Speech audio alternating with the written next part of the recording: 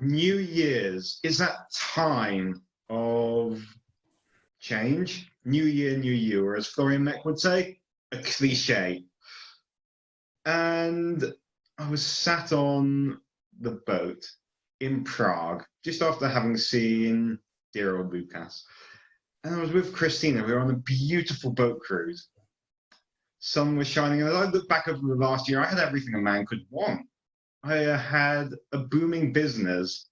I was training, I was coaching, I was doing what I loved, and I was there with the woman I loved. Everything was working, except it wasn't working. I was sat there, and Christina looked at me and was like, Alex, why do you look so sad?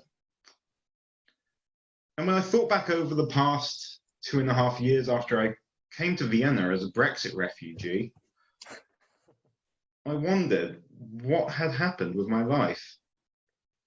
The woman who I had moved there for, we broke up some time ago. And the business I had started, it wasn't mine. I thought it was.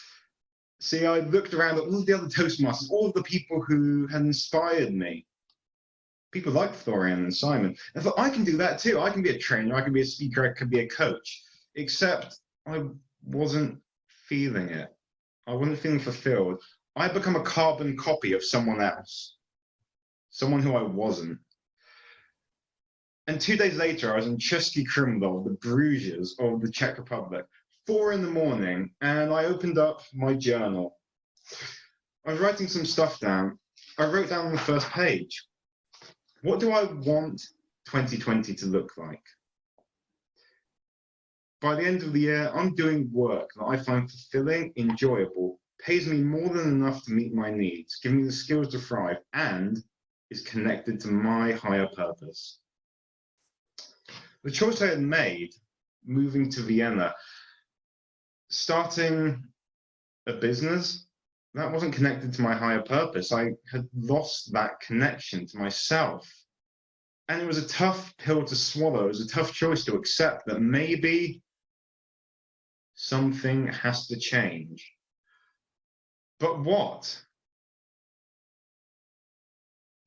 Me? I'm still the same person, but I felt I didn't really know myself. So I started to look around at all of the opportunities out there, and this was the beginning of the year. New year, new me. Nah, still same old me, but there was so much out there in the world. I was thinking, I could go back into full-time work. I could pivot the business and do something else with it. And as I started to look around, I was feeling, Vienna? Well, that's not me. I was living in a country where I didn't really speak the language. But I saw London. There was so much opportunity over there. London. And I'm not sure if you're a bit like me, but I'm the kind of person who has music playing in my head. So I heard...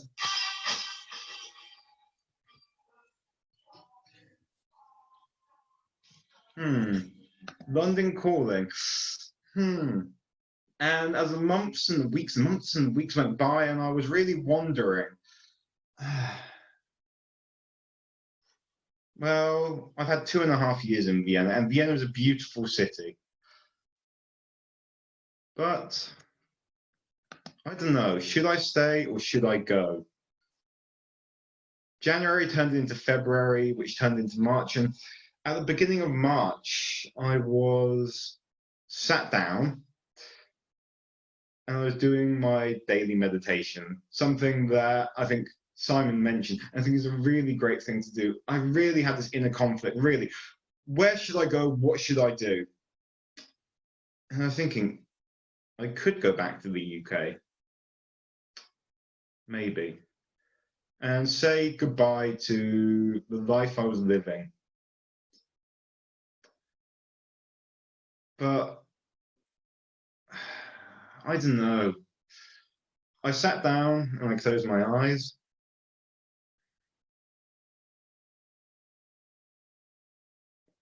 And when I opened it, I realized it doesn't really matter whether I stay or whether I go. What matters is how I stay or how I go.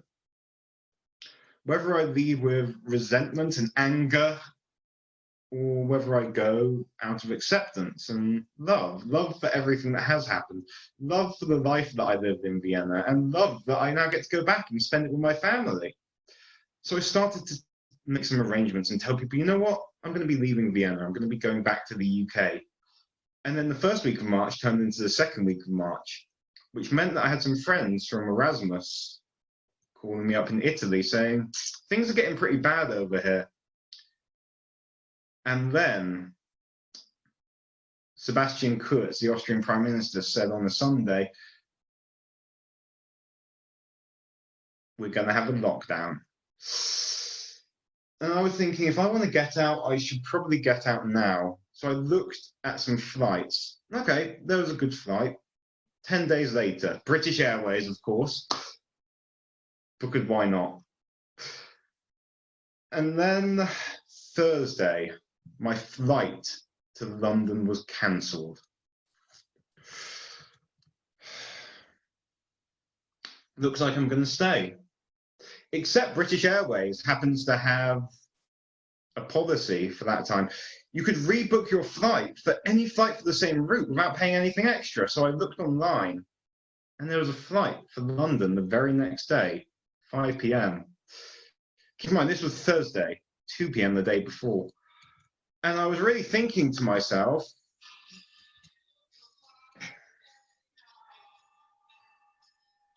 should I stay or should I go?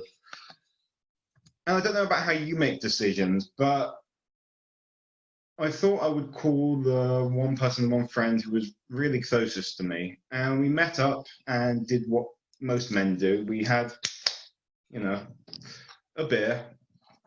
Why not? And then we had vodka. And then we had some Russian cognac, white wine, bottle of Merlot. I don't know what wine this was, but at that point, you know, and finally we topped it up with some gin. Hey, I was leaving the country. I had to finish everything I had in my drinks cabinet. Don't judge me. And at 10 p.m. that day, I started to pack my bags and boxes and one backpack for my flight back home. 2 a.m. after polishing off another beer, my life in 4 boxes, 2 suitcases, 1 backpack. And I woke up at 6 a.m. ready to leave.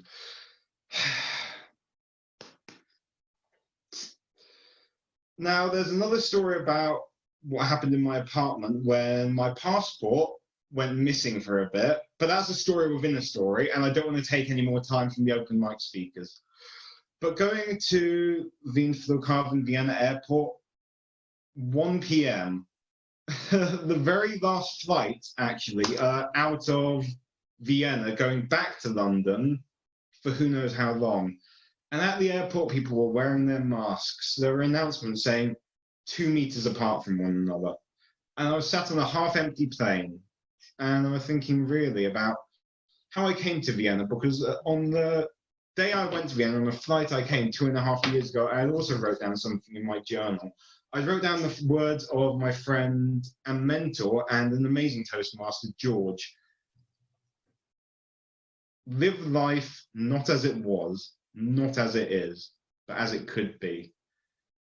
And the choices that we can make choices about the things that have happened to us in our past, about the way things were. We can make choices in the way things are today, or we can make choices from the way things could be. And that's how I've lived my life. And that was the toughest choice I had to make, to choose to go back in time of crisis, packing 2.5 years into 13 hours. And as I got off the airplane and I was greeted by my dad, he said to me the words that all dads say to their children, I'm sure. We're surprised that you lasted in Vienna for so long. Now, I don't know what the future holds. I don't know what opportunities there are. It's a time of change for everyone. But you know what?